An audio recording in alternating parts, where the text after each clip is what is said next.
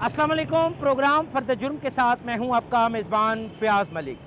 नाज़रीन, CIA के KR staff ने ख़वातीन को अगवा करके उनसे ज़बरदस्ती जिस्म फ़रोशी कराने और उन्हें सिंध बलोचिस्तान के दूर अफ्ताद इलाकों में लाखों रुपए के एवज़ फ़रोख्त करने वाले एक गिरोह को गिरफ़्तार किया है।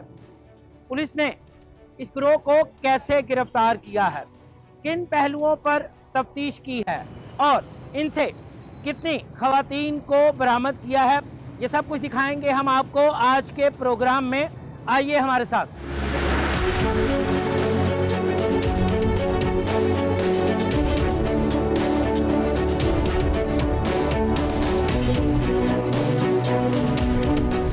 मैं आ गया हूं CIA कोतवाली में, जहां हम KR स्टाफ के DSP मियां अंजुम तुकीर से इस गिरोह की गिरफ्तारी के हवाले से पूछेंगे।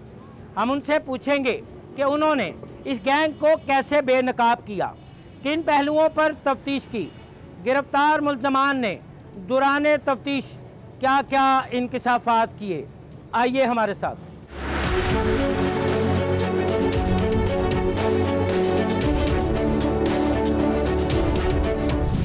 मेरे साथ मौजूद हैं DSP KR स्टाफ मियां अंजुम तुकीर।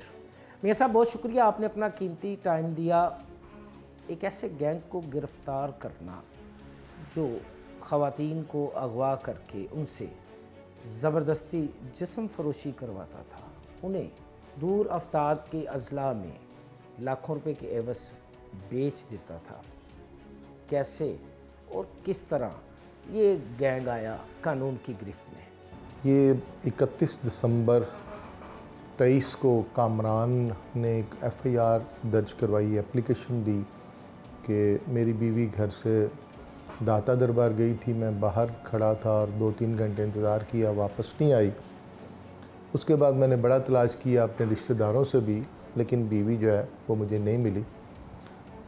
1 जनवरी 2024 को ये मुकदमा दर्ज हुआ। यानी साल का पहला मुकदमा अगवा का?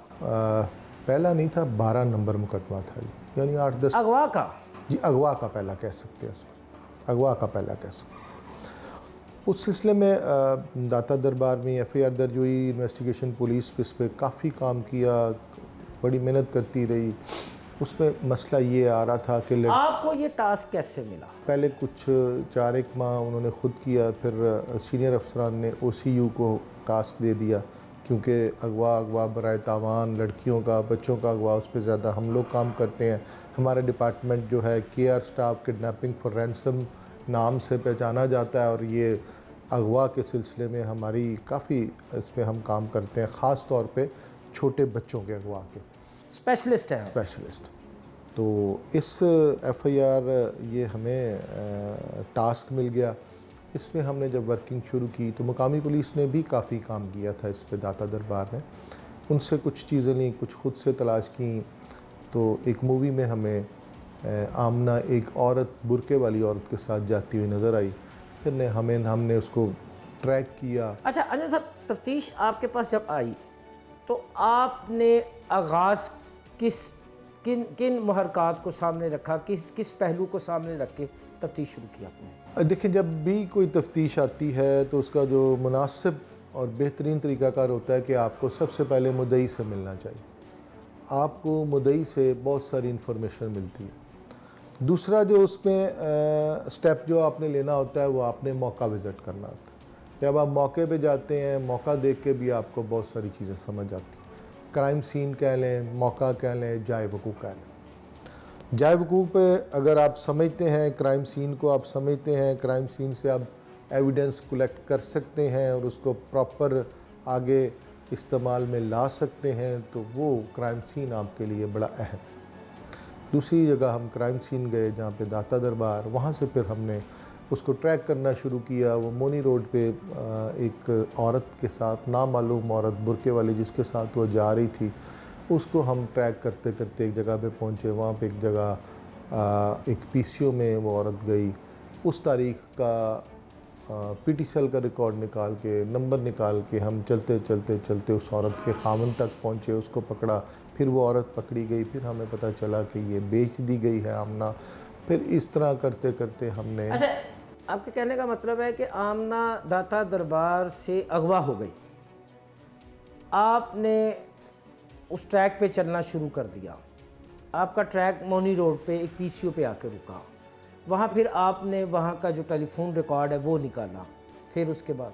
अच्छा, इसमें जब हम कहते हैं ना कि आमना अगवा हो गई, तो आम आदमी के जहन में ये आता है, अगवा का मतलब ये होता है किसी को पकड़ा, उसको बेहोश किया, उसके हाथ पांव बांधे, उसको खींच के गाड़ी में फेंक दिया, उसको कोई इंजेक्शन लगा दिया, उसको कोई नशावर चीज़ दे दी, उसके हाथ पांव बांध दिए। अच्छा, ये जो दाता दरबार से ये जो केस हुए हैं या हो रहे हैं या होते रहे हैं, वो और तरह के हैं। होता ये है, मैं थोड़ा सा, ये ज़रूरी बात है, ये बात ज़रूरी भी है और एक पैगाम भी है आने वाले लोगों के लिए और तमाम लोगों दोस्तों के लिए। दाता दरबार में नॉर्मली लोगों का एक कॉन्सेप्ट है कि वहाँ पे सोने की और खाने की जगह है, यानी आपको 3 टाइम का खाना मिल जाता है और रात को सोने की जगह में।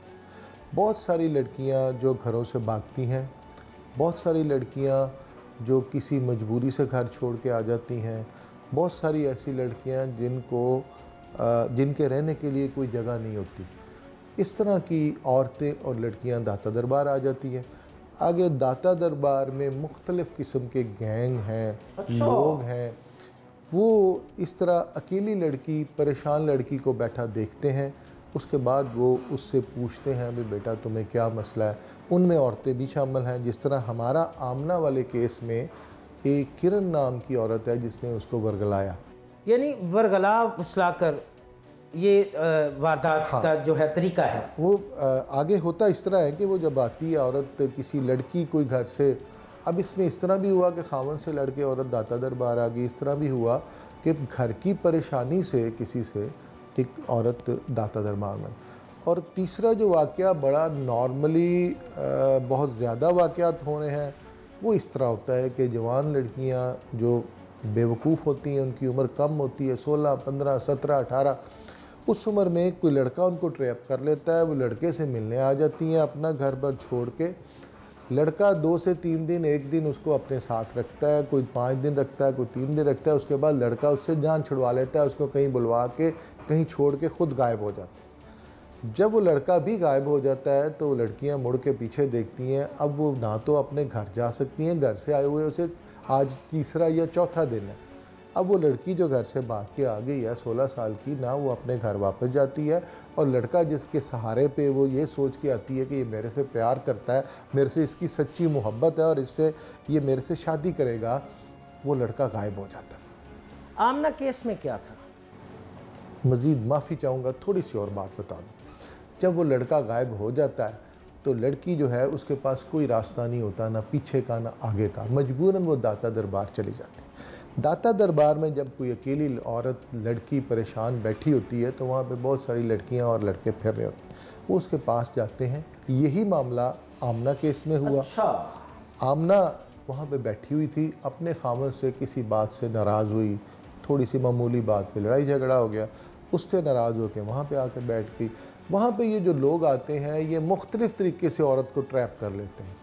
अगर एक बुज़ुर्ग आदमी है तो वो उस औरत को आके कहेगा कि तुम मेरी बेटी हो, मेरे घर में बेटी कोई नहीं है, तुम मेरे साथ चलो, मैं तुम्हें बेटी बना के रखूँगा।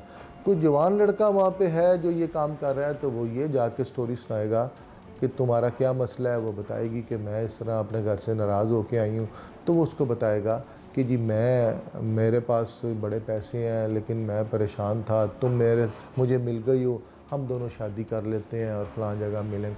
कोई इस तरह वह वरगला बुसला लेता है, कोई उस तरह उसको ट्रैप कर लेता है अपने जाल में। और कोई लड़की अगर औरत वहाँ पे मौजूद हो, जिस तरह आमना केस में औरत उसके पास आई, उसने आके आमना से कहा बेटा बहन तुम क्यों परेशान हो? उसने कहा मेरी खामन से लड़ाई हुई है। उसने कहा मैं इधर मेरा करीब ही घर है, मैं बीमार हूँ, तुम आ जाओ मेरे साथ, हम दोनों रहेंगे, मेरा खामंद है, 2 बच्चे हैं, तो तुम मेरी बहन बन के मेरे घर में रहना।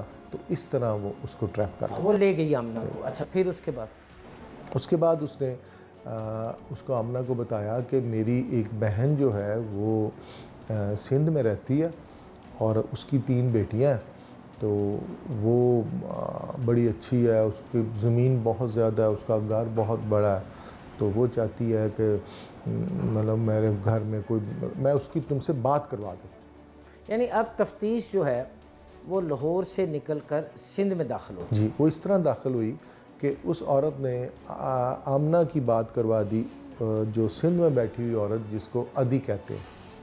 उसने आमना को फ़ोन करके कहा कि बेटा क्या हुआ है? इसने कहा जी मैं अपने खामे से लड़ के आई। उसने कहा कोई बात नहीं, मेरी 3 बेटियां हैं, तुम भी मेरी बेटी हो, आओ जहाँ पे वो खा रही हैं तुम भी खा लेना, घर के काम शाम तो कर लेती है। उसने कहा कर लेती है तो मेरे साथ करती रहना। आमना मुतमिन हो गई, मुतमिन हुई, उनके साथ बस में बैठ के सिंध चली गई।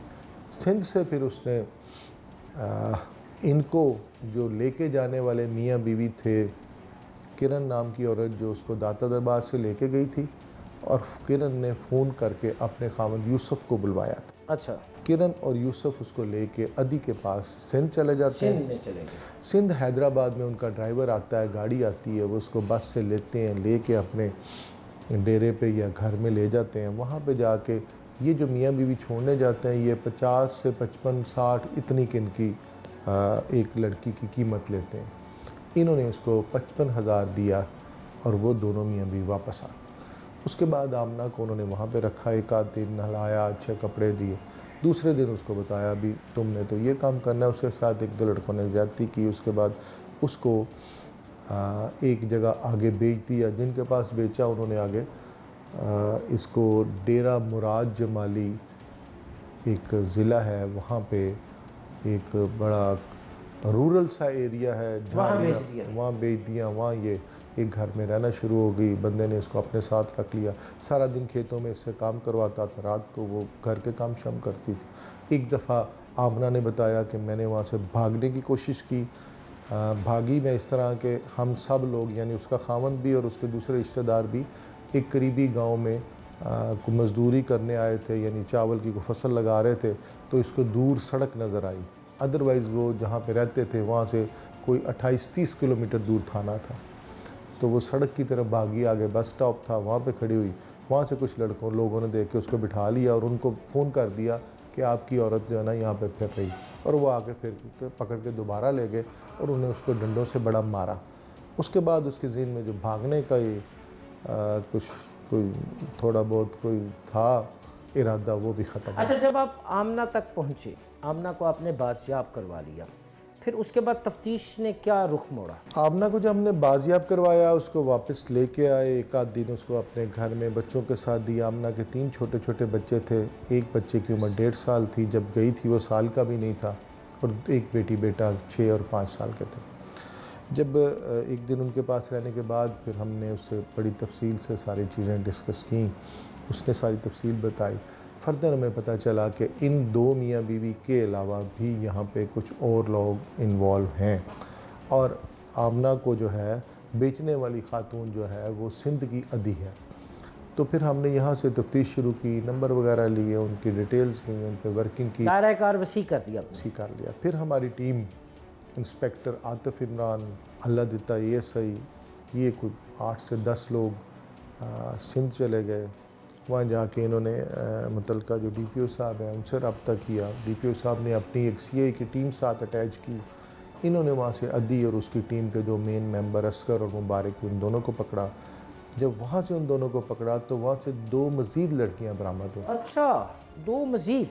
जी, 2 मज़ीद। अच्छा, उन लड़कियों का ताल्लुक किस ज़िले से था? उनमें एक लड़की जिसका नाम फौजिया था, ये मुल्तान की रहने वाली थी, इंतहाई गरीब लड़की थी, 3 बच्चे थे, घर में खाने को कुछ नहीं था। उसने कोशिश की, मैट्रिक पास थी, कि मैं कहीं पे नौकरी तलाश करूं। वो नौकरी तलाश करने गई तो आगे कोई एक बंदा था, उसने उसको ट्रैप किया कि चलो मैं तुम्हें सिंध में नौकरी दिलवा देता हूँ। उसको बिठा के साथ वो उसको सिंध में अदी के पास छोड़ा है, और अदी ने उसका आगे 2.5 लाख रुपए में सौदा किया था, उसको बेच दिया था, और वो बंद उसको छोड़ने जा रही थी जब हमने उसको पकड़ा। इसी तरह एक और औरत उसने आगे, जिसके 2 बच्चे थे, ये चीचा वतनी की रहने वाली थी, इसके 2 बच्चे थे, इंतहाई गरीब थी ये भी। इसको वर्गला के कि तुम्हें कोई काम देते हैं, बच्चे भी साथ। इसका खावंद ज़हनी तौर पे माजूर था, तो इसको कहा कि तुम्हें कोई काम भी देते हैं और तुम्हारे बच्चे भी पाल जाएंगे। इनको 1.5-2 लाख में कोई सिंध में एक आदमी था जिसकी ज़मीन शमीन थी, उसको दे दिया, तो वहाँ से इसको फिर बरामद कर। अच्छा, आप मुझे ये बताएं अंजुम साहब कि टोटल इस गिरोह से कितनी ख़वातीन को आपने बाजियाब करवाया अब तक? इस गिरोह से हमने 3 ख़वातीन बाजियाब करवाई हैं, और ये जो खातून है इसने सैकड़ों की तादाद में औरतें बेची हैं। ये तफ्तीश में ये चीज़ सामने जी साहब। अच्छा। और ये लाहौर में सिर्फ नहीं, इसका जो नेटवर्क है वो पूरे पाकिस्तान में। कितने अफराद पर मुश्तमिल है ये गैंग, और अब तक इस गैंग के कितने अरकान आपने गिरफ़्तार किए हैं? हमने टोटल लाहौर से और 3 सिंध से हमने 8 अरकान गिरफ़्तार किए हैं। 8 में 3 ख़वातीन हैं और 5 मर्द हैं। इसके अलावा भी इनका मज़ीद नेटवर्क है जो मकामी पुलिस को हमने सारे क्वाइफ दिए हैं। इनसे रिलेटेड जो चीज़ें हैं हम वहाँ पे फॉरवर्ड कर रहे हैं, और वो इनका नेटवर्क वहाँ से भी ब्रेक कर रहे हैं मज़ीद। बात सुनी आपने DSP RK स्टाफ मियाँ अंजुम तकीर की। उन्होंने तफसीलन बताया कि किस तरह अगवा के एक मुकदमे की तफ्तीश उनके पास आई, और जब उसकी तफ्तीश की गई उस मुकदमे की, तो की जाने वाली तफ्तीश में हैरान कुन इंकशाफात सामने आए। CIA के RK स्टाफ ने 3 ऐसी ख़वातीन को बाजियाब करवाया जिन्हें जिस्म फरोशी के लिए अगवा किया गया था, जिन्हें मुख्तलिफ़ अजला में लाखों रुपए के एवज़ बेचा गया था। तहम इस गिरोह से पुलिस की तफ्तीश का सिलसिला जारी है। तफ्तीश मुकम्मल होने के बाद इस गिरोह के जो अरकान हैं उन्हें उनके किए की सज़ा ज़रूर मिलेगी।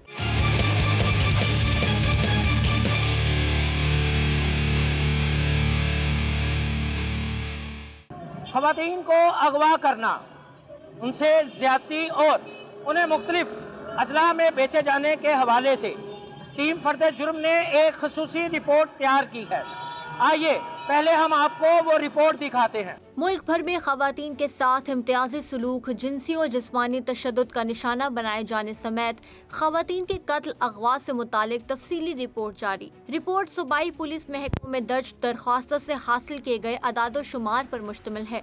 सस्टेनेबल सोशल डेवलपमेंट ऑर्गेनाइजेशन की रिपोर्ट के मुताबिक आबरू रेजी के केसेस में पंजाब सरे फहरिस्त रहा। मुल्क भर में 7 केसेस में से 6,624 केसेस पंजाब में रुनुमा हुए। सिंध में ख़वातीन के अगवा के सबसे ज्यादा केसेस रिकॉर्ड हुए, जिनकी तादाद 1,666 रही। गैरत के नाम पर कत्ल की जाने वाली ख़वातीन की रिपोर्ट किए गए केसेस में सिंध पहले नंबर पर रहा। 2023 के दौरान पंजाब, सिंध, खैबर पख्तूनख्वा और बलोचिस्तान में रिपोर्ट होने वाली GBV केसेस का तज्जिया करती है। मुल्क भर में 7,010 केसेस में से 6,624 केसेस पंजाब में रुनुमा हुए, जिसका शरह तनासुब 94.5% रहा। सिंध में 188, खैबर पख्तूनख्वा में 187 और बलोचिस्तान में असमत दरी के 11 वाकयात रिपोर्ट हुए। ख़वातीन के अगवा केसेस सबसे ज्यादा सिंध में रिपोर्ट हुए, जहां 1,666 ख़वातीन को अगवा किया गया, जो कि मुल्क भर में होने वाले कुल अगवा का 56.4% है। पंजाब में ख़वातीन अगवा के 562 केसेस, बलोचिस्तान में 163 और खैबर पख्तूनख्वा में 36 केसेस रिपोर्ट हुए।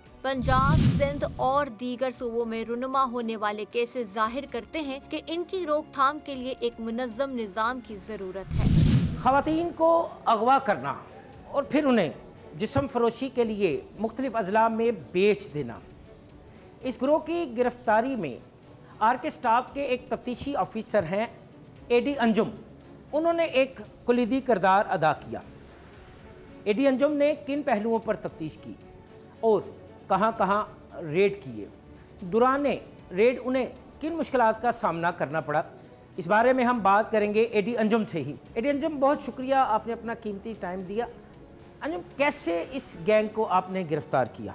ये गैंग काफ़ी अरसा से इधर लाहौर में ये काम कर रहा था। तो फर्स्ट जो हमने तफ्तीश शुरू की थी ना, ये 12/24 दाता दरबार का मुकदमा था, जिसमें आमना किडनैप हुई थी। उसको हमने यानी कि टेक्निकल तरीके से उसका फर्स्ट नंबर ट्रेस किया। नंबर ट्रेस करके फिर CCTV कैमरों की मदद से हम जो मरकज़ी मुलज़म थी ना फर्स्ट इधर से किरण ज़ौजा यूसुफ, दोनों मियाँ बीवी ने ट्रैप किया था आमना को, उनको हमने यानी कि नंबर से ट्रेस किया, गिरफ़्तार किया। गिरफ़्तार करके हमारी तफ्तीश का आगाज़ शुरू हो गया।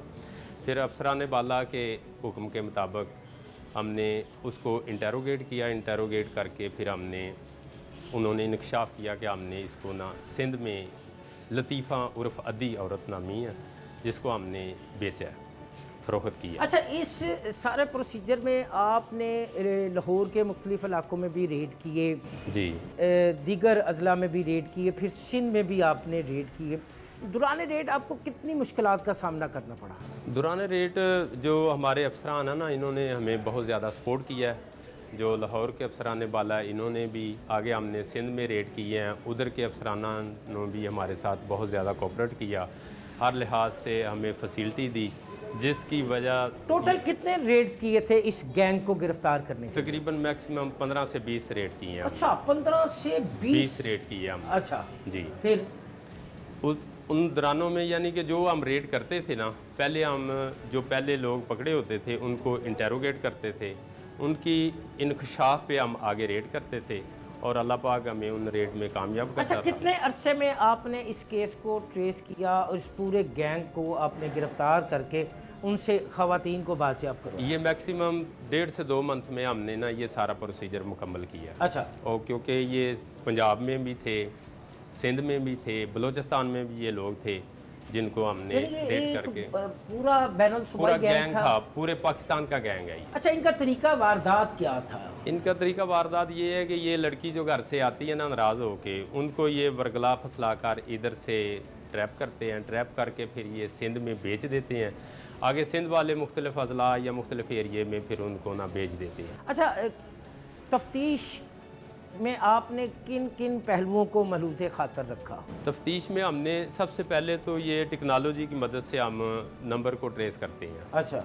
फिर जो नंबर होता है उनके वर्सेस हम लेते हैं। अच्छा। वर्सेस के साथ CDRs लेते हैं। CDR के साथ फिर B पार्टी को टच करते हैं, उनकी लोकेशनें, उसके आगे फिर हम ये सारा काम करके ना तो असल मुल्ज़म तक हम पहुंच जाते हैं। अच्छा, ये 1.5 से 2 माह के दौरान आपने 15 से ज़ायद रेड्स किए इस गैंग को गिरफ्तार करने के लिए। जी। तो कोई ऐसी रेड जिसमें आपको सख्त मज़ामत का सामना करना पड़ा? बहुत सारे रेड ऐसे हुए हैं जिनमें मज़ामत भी हुई है, जिनमें बहुत ज़्यादा मुश्किलात का सामना करना पड़ा है, लेकिन अफसरान बाला की मदद से। अच्छा, अब कब तक इस केस की तफ्तीश जो है वो आप मुकम्मल कर लेंगे? तकरीबन ये जितने ये गैंग्स थे ना, उनके 8 अफराद तो हमने अपनी यानी कि गिरफ्तारी हमारी कस्टडी में है, अरेस्ट किए हुए हैं। आगे मज़ीद जो इंकशाफ हैं उनके ऊपर हम वर्क कर रहे हैं। जो सिंध के सूबा में हैं उधर के जो अफसरान बाला हैं उनको सारी डिटेल क्वाइफ हमने भी भिजवा दिए हैं, वो उधर काम कर रहे हैं, हम इधर पंजाब में काम कर रहे हैं। बातें सुनी आपने AD अंजुम की, जो कि इस केस के नुमाया तफ्तीशी हैं, जिन्होंने ख़वातीन को अगवा करने वाले इस गिरोह की गिरफ्तारी के लिए 1.5 से 2 माह के कलील अरसे में 15 से ज़ायद रेड्स किए और इस दौरान उन्हें मुख्तलिफ़ इलाकों में कार्रवाई के दौरान मुश्किलात का भी सामना करना पड़ा। तहम अब उनका कहना है कि तफ्तीश के अमल को जल्द ही मुकम्मल कर लिया जाएगा और मुल्ज़मान को उनके किए की सज़ा जो है वो ज़रूर दिलवाएंगे।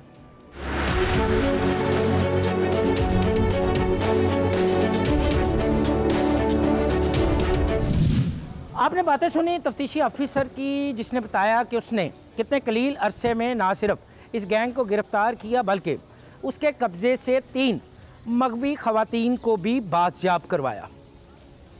बाजियाब होने वाली ख़वातीन ने पुलिस को अपने बयानात रिकॉर्ड करवाए हैं। अपने बयान में वो क्या कहती हैं, आइए हम आपको वो भी सुनवाते हैं। गुजरात लड़के लाहौर आ गई, दाता साहब उतों अगों नदीम ते मल्तानी ने मैनू ले लिया, उन्होंने अगों मैनू सिंध इलाके च बेचिया, लतीफ़ा बीबी अगे अद्धी ਉਹਦੇ ਅੱਗੇ ਵੇਚਿਆ, ਉਹਨੇ ਅੱਗੋਂ ਮੈਨੂੰ ਹੋਰ ਕਿਸੇ ਇਲਾਕੇ ਵਿੱਚ ਵੇਚ ਛੜਿਆ 1,40,000 'ਚ। ਉਹ ਇਲਾਕੇ ਦਾ ਨਹੀਂ ਮੈਨੂੰ ਪਤਾ। ठीक है। ਉੱਥੋਂ ਫਿਰ ਮੈਨੂੰ 1,40,000 'ਚ ਜਦੋਂ ਵੇਚਿਆ ਹੈ, ਮੇਰੇ ਨਾਲ ਜ਼ਿਆਦਤੀਆਂ ਬੜੀਆਂ ਹੋਈਆਂ, ਮੇਰੇ ਨਾਲ ਜ਼ੁਲਮ ਬੜੇ ਹੋਏ ਨੇ। ਸ਼ੁਕਰ ਅਦਾ ਕਰਨੀ ਆ ਕਿ ਲਾਹੌਰ ਵਾਲੀ ਪੁਲਿਸ ਆਈ ਹੈ ਤੇ ਉਹਨਾਂ ਮੈਨੂੰ ਬਚਾ लिया। ना जाने पता नहीं मैनू जानों मार दे के की कर दे मेरे।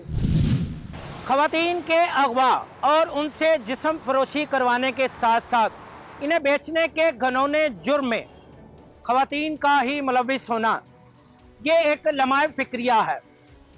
ऐसे घनौने जराइम की रोकथाम के लिए मुआशरा अपना क्या किरदार अदा कर सकता है, इस बारे में हम बात करेंगे माहिर नफ्सियात डॉक्टर सना सुखेरा से।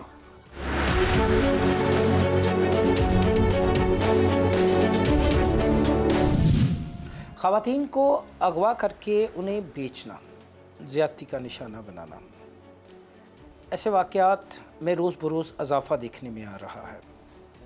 क्या मुहरकात हैं ऐसे वाक़यात के पीछे, और ऐसे वाक़यात से बचने के लिए मुआशरा अपना क्या किरदार अदा कर सकता है, इस बारे में हम बात करेंगे माहिर नफ्सियात डॉक्टर सना सुखेरा साहबा से। डॉक्टर साहब, बहुत शुक्रिया, आपने अपना कीमती टाइम दिया। डॉक्टर साहब, एक ऐसा इशू जो कि हमारे मुआशरे में एकदम से सामने आ रहा है, ख़वातीन को अगवा करना, ख़ास तौर पे ऐसी ख़वातीन जो लड़ झगड़ कर घर से बाहर आ जाती हैं, ये सोचकर कि शायद बाहर उन्हें पनाह मिलेगी, अमान मिलेगी, लेकिन वो बाहर आके अगवाकारों के हत्थे चढ़ जाती हैं। फिर वो अगवाकार उन्हें अगवा करते हैं, दूसरे शहरों में बेच देते हैं या फिर उन्हें अब्यूज़ करते हैं।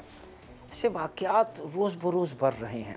माहिर नफ्सियात की हैसियत से बताइएगा कि क्या वजूहात हैं ऐसे वाक़यात के इजाफ़े के पीछे? ये वाकई माशरे का एक बहुत ही संगीन किस्म का बढ़ता हुआ मसला है, और इसके बारे में हमें वाकई बात करने की बहुत ज़्यादा ज़रूरत है। बतौर इंसान हमारे अंदर फितरी तौर पे जिबिलत है कि हम फ़ाइट करते हैं किसी सिचुएशन में, किसी भी थ्रेट या किसी फ़ियरफुल सिचुएशन में, किसी कॉन्फ्लिक्ट की सिचुएशन में, या हम फ्लाई कर जाते हैं। यानी फ़ाइट और फ्लाइट रिस्पॉन्स हमारे अंदर कुदरती तौर पे मौजूद है। जब भी ख़वातीन को इस किस्म के मसाइल दरपेश होते हैं कि जैसे उनको किसी किस्म की कोई रिस्ट्रिक्शंस का सामना करना पड़ता है, हद से ज़्यादा सख्ती है वालिदैन की तरफ से, उनको उनकी ज़िंदगी उनके मुताबिक जीने नहीं दी जा रही, या ससुराल के मज़ालिम का वो शिकार हैं, या कुछ केसेस में किसी ऐसे शख्स से मोहब्बत कर बैठी हैं जो गलत किस्म के रास्ते पर चलता है, तो इसमें फ़ाइट और फ्लाइट रिस्पॉन्स ऑटोमेटिकली एक इंसान के अंदर एक्टिवेट होता है। अब इसमें ख़वातीन को आसान हल ये नज़र आता है कि हम अपना घर छोड़ दें और ऐसी जगह पर जाके पनाह लें, किसी दोस्त के पास, किसी अहबाब के पास। बहुत से ऐसे केसेस देखने में आते हैं जहाँ पर लोग उनको झांसा देकर और पनाह देने की घर से ले जाते हैं और बड़े हमदर्द बन के उनको अपने पास रखने की कोशिश करते हैं। पहले सुनते थे कि कोई नौ उम्र बच्ची जो है वो घर से चली गई, या कोई टीनेजर्स जो है वो घर से चली गई। अब तो शादीशुदा ख़वातीन में भी एक देखने में इजाफा आ रहा है कि वो ज़रा सी कोई बात होती है तो वो घर छोड़ देती हैं। जी, इसमें कुछ ज़िम्मेदारी माशरे पे भी आयद होती है, क्योंकि जब कॉन्फ्लिक्ट हद से ज़्यादा बढ़ जाते हैं और एक औरत थ्रेटन्ड फील करती है अपने घर के अंदर, तो जैसा कि मैंने कहा कि उसको जब कोई रास्ता समझ नहीं आता तो वो समझती है कि इससे बदतर ज़िंदगी क्या होगी, चलो मैं कोई और रास्ता ढूंढ कर देखती हूँ, और वो बच्चों को छोड़ के निकल जाती है। लेकिन सच तो ये है कि जैसी भी ज़िंदगी घर के अंदर है उससे बहुत ज़्यादा बाहर है, ख़राबी है। माहिर नफ्सियात की हैसियत से बताइएगा कि इस सोच को कैसे ख़त्म किया जा सकता है? जी, सबसे पहले तो हमें अपने माशरे में अवेयरनेस की ज़रूरत है, और ख़वातीन के लिए ऐसे प्लेटफॉर्म्स मुहैया करने की ज़रूरत है जहाँ पे वो लोगों के साथ, काउंसलर्स के साथ, साइकोलॉजिस्ट के साथ अपने ज़ाती मामलात को भी डिस्कस कर सकें और कॉन्फ्लिक्ट्स को रिजॉल्व कर सकें। जब हम फिल्मों और ड्रामों में देखते हैं ना कि एक औरत जो है वो अपना सब कुछ छोड़ छाड़ के नए सिरे से ज़िंदगी शुरू कर रही है, चंद मुश्किलात आई मगर उसके बाद वो एक बहुत अजीम औरत के रूप में उभर के सामने आई और उसकी ज़िंदगी मुकम्मल हो गई और उसकी कुर्बानियाँ रंग ले आईं, ये सब कुछ जो है ये सिर्फ अफसानवी दुनिया में होता है। असल ज़िंदगी में ऐसा नहीं होता। जब भी औरत अपने घर की दहलीज़ को फैलांग जाती है, ख्वाह वो किसी की मोहब्बत में छोड़ के जाती है, ख्वाह वो अपने माली हालात से तंग होकर जाती है, ख्वाह वो तशद्दुद और जुल्म से तंग कर जाती है, तो वहाँ उस सिचुएशन को छोड़कर मज़ीद दरिंदों में चले जाना मसले का हल नहीं है। डॉक्टर साहब, गुज़श्ता दिनों एक ऐसा गैंग मंजर आम पर आया जो कि ख़वातीन को अगवा करता था, उन्हें मुख्तलिफ अज़ला में बेचता था। अब बदकिस्मती ये है कि इस गैंग को चलाने वाली भी खातून है। इस खातून ने दर्जनों ख़वातीन को अगवा करने का एतराफ़ किया। ऐसे घनौने जराइम में ख़वातीन का इन्वॉल्व होना, ख़वातीन का सामने आना, मुआशरा किस जानिब जा रहा है? एक तो माशरा वैसे इखलाकी तनज़ुली का शिकार है, दूसरा दिस इज़ ईजी मनी, क्योंकि अगर आप किसी इंसान को ख़रीद कर बेच देते हैं तो उसके अंदर बहुत ज़्यादा पैसे। क्या किसी इंसान की कोई कीमत है? नहीं, इंसान की अनफॉर्चुनेटली कोई कीमत नहीं है, इंसान अनमोल है। लेकिन हमारे ऐसे माशरे में ऐसे दरिंदे मौजूद हैं जो 2 कौड़ियों के एवज़ औरत की इज़्ज़त भी बेच देते हैं और उसकी जान भी बेच देते हैं। और दूसरा ये कि मैं इस चीज़ की तरफ ज़रूर हमेशा हमें तवज्जो मबज़ूल कराती हूँ, फिर से कराना चाहूँगी। हमसाया ममालिक की बहुत सी फ़िल्में और ड्रामे आप उठा के देख लीजिए जहाँ पर प्रोस्टिट्यूशन को और इन चीज़ों को ग्लोरीफाई करके प्रेजेंट किया जाता है।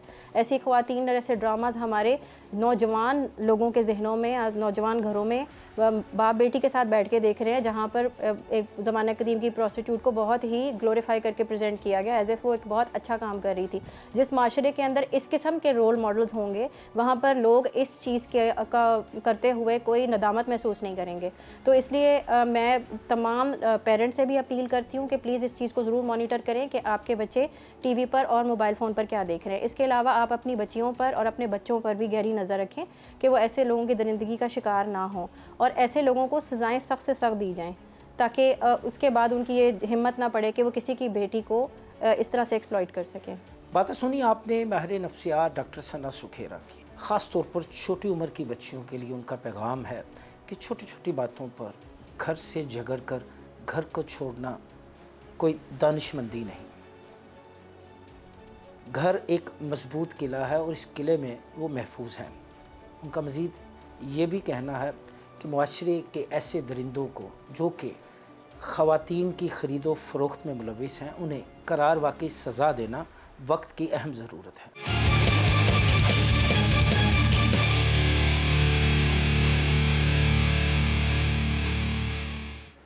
ख़वातीन के अगवा, उनसे ज़बरदस्ती ज़्यादती और उन्हें मुख्तलिफ़ शहरों में बेचने का घनौना अमल। कानून ऐसे संगीन जराइम के बारे में क्या कहता है? कौन सी दफ़ा है और उसकी कितनी सज़ा है? तफ्तीश का क्या तरीक़ाकार है? और भी बहुत से सवालात जिनके जवाबात के लिए हमें ज्वाइन किया है advocate supreme court Mohammad Saim Chaudhary ने। साइम, बहुत शुक्रिया, आपने अपना कीमती टाइम दिया। ख़वातीन को अगवा करना, ज़्यादती का शिकार बनाना और फिर उन्हें बेच देना, क्या कहता है कानून ऐसे घनौने जराइम के बारे में? लॉ में तो प्रोविजंस मौजूद हैं। जैसे आपने बाइंग एंड सेलिंग के लिए ख़वातीन के लिए बाकायदा पीपीसी में सेक्शन 371A है, सेक्शन 372B है। ए जो है वो सेलिंग को डील करती है, बी जो है वो बाइंग को डील करती है। ठीक है, ख़ास तौर पे प्रोस्टिट्यूशन के पर्पज़ के लिए जब ख़वातीन को बाइंग एंड सेलिंग की जाती है तो इसमें लॉ बड़ा सख्त है। मसला ये है कि यहाँ पे हमेशा हमारे लॉ को मिसयूज़ किया जाता है। अगर जिनसी तशद्दुद की बात करते हैं, रेप वगैरह की बात करते हैं, तो उस पर भी हमारी पीपीसी की सेक्शन 375 और 376 जो है वो रेप को डील करती हैं। अगर आप अबडक्शन की बात करते हैं उसके भी लीगल प्रोविजंस मौजूद हैं। बात ये है कि विटनेस प्रोटेक्शन भी अब तो फेडरल गवर्नमेंट ने बाकायदा anti rape investigation and trial act भी 2021 मुतारफ़ करवा दिया है, वो बाकायदा इम्प्लीमेंट हो रहा है। उसके लिए स्पेशल कोर्ट्स भी बन गई हैं। ठीक है, लेकिन आप सबसे पहले इसको देखेंगे कि इसको इम्प्लीमेंट कैसे करना है।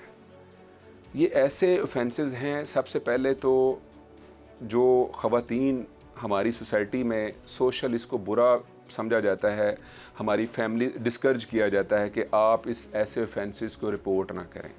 प्रोस्टिट्यूशन के ज़्यादा से ज़्यादा जो ऑफेंसेस होते हैं उसमें क्योंकि स्टेट विटनेस बनती है, स्टेट कंप्लेनेंट बनती है, तो इसमें भी बाज़ औक़ात वो ऐसे सोशल इन्वायरमेंट आ जाता है जिसमें बाकायदा हमारे ख़ास तौर पे मुल्क में ऐसी सोसाइटी में वो कोशिश की जाती है कि जी ये इन कैमरा वो चीज़ें जो है ना वो ना आएँ।